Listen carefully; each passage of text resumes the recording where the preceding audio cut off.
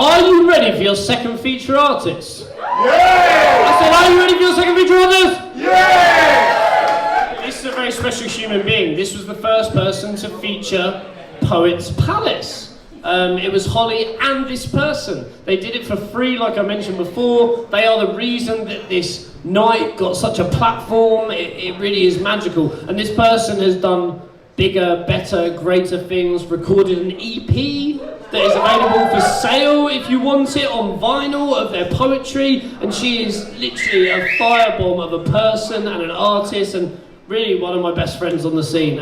So to have Holly and her featuring tonight is an absolute dream. Please make some noise for Rihanna!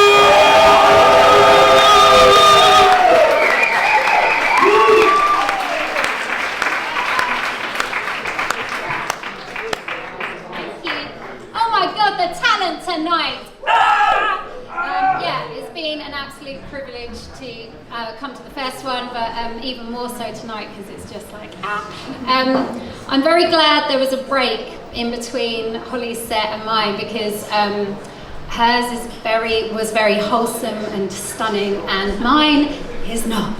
But I've got permission from Sylvia that I can do this set, so here we go.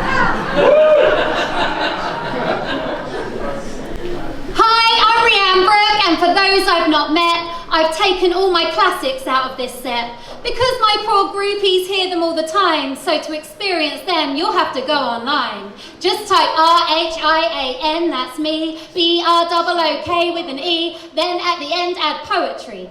My stuff is eclectic, but you can expect my political rants to all lean to the left. Most have got feminism at their core because I find misogyny a bit of a bore. My pieces are sprinkled with humour and sass, and I am guilty of being quite crass. The ones of more value can be morose, but I generally say this profit is gross. So yeah, you're gonna need a net to catch all the bars I've got in this set. I'm putting new or never performed to the test. Except for one at the end, which was a request. I want you all leaving feeling so moist to get off your chairs, you'll need a hoist. I'm expecting a room full of throbbing phallus. So let's get started, Poets Palace. Now, I can see some of you wondering with puzzled squints, has she dunked her whole head in bleach? Did some terrible shot cause that grey and white tint? Yes, it's unusual, different, a sight that is rare. You're donning your shades to deal with the glare. It's awkward for all of us when you're having to stare, so it's only right and it's only fair to invite you to gather, so pull up a chair. If you're ready and comfortable, put your hand in the air. If you'd like me to explain it, shout out, fuck yeah! Fuck yeah! Then it's time for me to talk about my hair. It's 100% au naturel, and yes, I grew it myself. For years I would dye it with home kits I bought off the shelf, desperate to hide any signs of aging, petrified that the world might find out that I was old enough to remember paging, and the only filler I'd heard of was grout. But why did I feel there was only beauty to be found in youth? That's what we as a society are fed, right? So it must be the truth. Scared to hear, yo grandma, get off the stage, you don't understand us at your age. But the wonderful thing about younger people in time is I've been your age, but you ain't been mine. I've learned the lessons fought and scraped till I've won. I might be silver, but I'm second to none. This salt and pepper sprinkling makes me a seasoned pro, finding silver linings in my silver hairline, a worldly wise halo. I haven't just got the t-shirt, I ripped it off my bloodied back, refashioned the threads and flossed with them after I ate it as a snack. And at the tip of every glistening strand, in the skin-sag streams upon my hands, lies a glimpse of wisdom. There is inner peace beneath every crease, a confidence that must be lived in before it can be real. So I refuse to feel the shame that is rammed down our cream-soaked necks as we hoist and yank at our natural breasts. Covering, disguising, not recognizing the power in an older version, the perversion in such aversion to our natural state, this berated hate driving us all to reversion. That threatened patriarchal sneak, whispering that we are now weak and no longer desirable as we reach our salacious sexual peak. Ripe like a peach, yet what we teach is for us to be written off.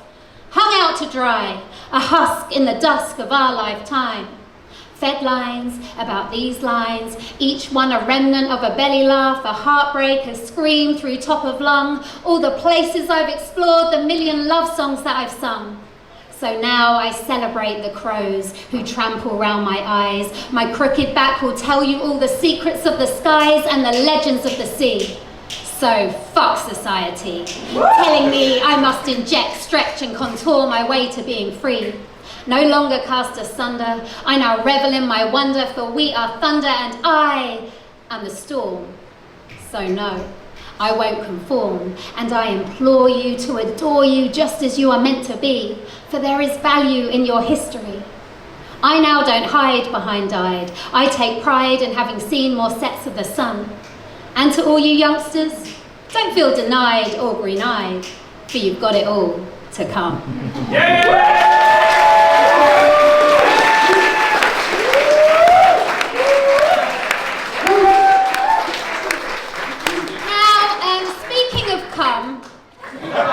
I'm guessing that one probably didn't quite hit the spot. So let me have a think what else I've got.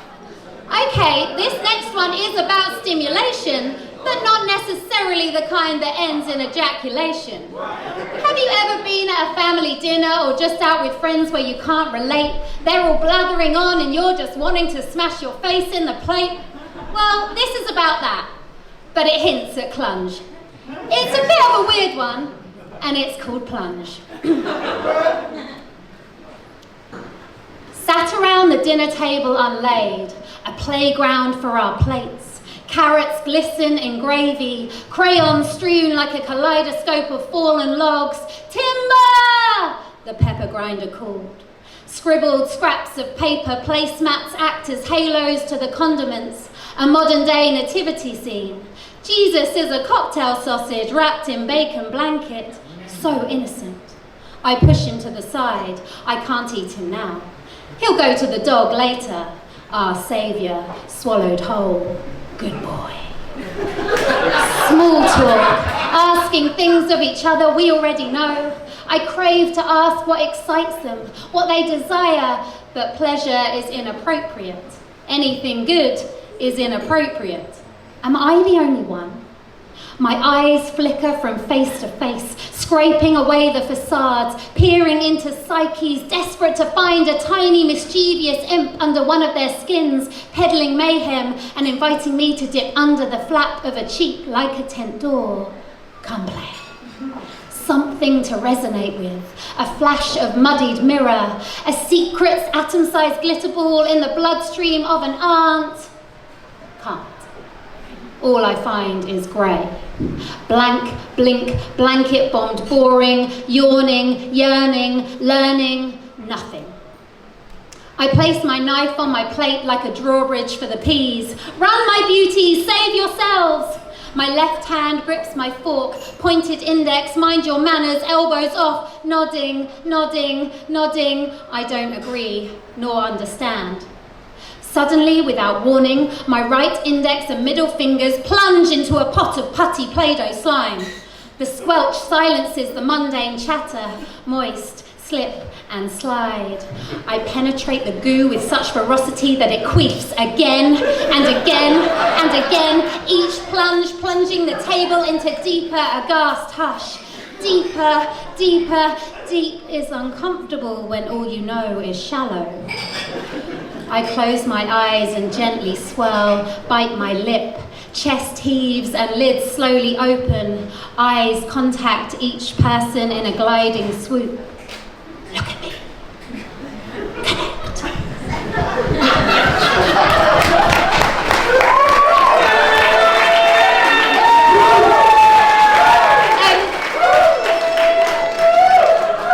Now, I'm a performance poet, so my usual sets are filled with wordplay and rhyme. But like I said at the start, I'm playing different this time.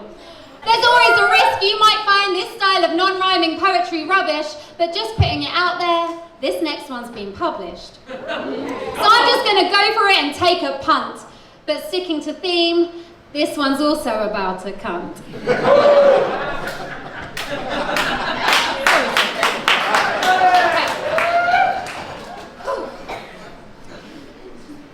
castle every Tuesday at 3, amidst the throng of wet, pungent mouths glugging from yeasty glass tankards, sits King Darrell. Cradled by his reserved upholstered throne at table 11 by the red paint-chipped door, he purveys his perverted kith and kin, his whoring horde, dirtying his domain. As his gaze navigates through the track-suited swarm, he shoots bullet glances, each one met with recoiling, shifting eyes to the floor, ricocheting and repellent. A raucous clamour of rebellious conformists all struggling with their worth, disguising their all-consuming, suffocating disappointment with shallow jibes and derogatory spittle. Churlish mouths gurgling languid language, Darrell despises them all. The ombre mirror behind the sopping bar winks flashes of reflective regret, a nagging reminder his gnosis, his saccharine-stained truth, is safer sedated forged to forget. His cracked index fingernail idly plucks at the familiar cigarette burn at the side of his chair, a ragged poke, a squallery choke. Another pint, Dal! Darrell floats on his stoic paws, his gullet dredges, his goblet nostrils filled with a wretched stench of uncleansed toil. Go on then, Craig, you knobhead. When I first mentioned I wanted to do this using only pieces not many people had heard, a few of my friends thought it absurd. Not because hearing my more obscure stuff wouldn't be fun, but because it would mean I wouldn't be able to include this next one. Now personally, I don't think it's one of my best, but I'm going to do it as a request. When subjected to peer pressure, I generally cave, so you can blame this on Des, Casey and Dave, because refusing to do it would be callous. Even though it's the poetic equivalent of Debbie Does Dallas, they seem to love it from their head to their talus. That's a bone in the ankle. And they didn't ask with any malice. So happy pussy-filled birthday, Poets Palace. My pussy is purring, stop fannying around, take a trip inside my pleasure mound. Vagina and vulva heaving and sighing, my hooded lady wet from crying. Feel around my silken purse, my cum bucket will quench your thirst, my lady garden needs some tending, my labia love slip wants extending. Come take a dip in my puddle plunge, my soggy box, my gash, my clunge, my fairy chasm needs some filling, my bearded clam trench takes some drilling. Chomp on my badly packed kebab, dominate my Putin Vlad, my tiny hole, my wizard sleeve, my axe wound tuppence pubic cleave, my moose's knuckle clown's pocket, punani honey pot cocksocket. Let me catch you in my penis flytrap, my horny halo meaty fun flap. I want you up Jizz Creek without a paddle, ride my growler without a saddle. Damn, I want you in my beaver, hold back the gush of my dick receiver. My minge cunt, flange gun, nunny minky, the notorious B.A.G.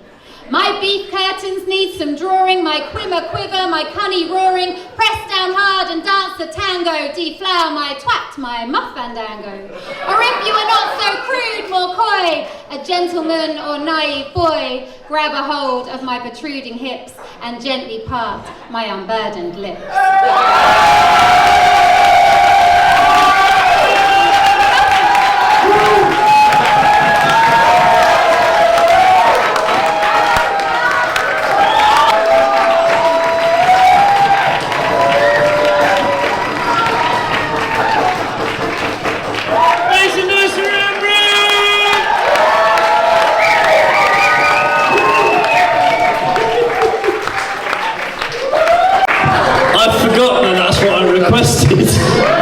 That was spectacular, but it's not generally expected of poets to rhyme and blend and perfectly plan what they say in between their poems, right? And you smashed it in poem 1, 2, 3, 4. It was seamless. Yeah, we'll see it next time. How good was she? Let's make some noise for Rhea Brick.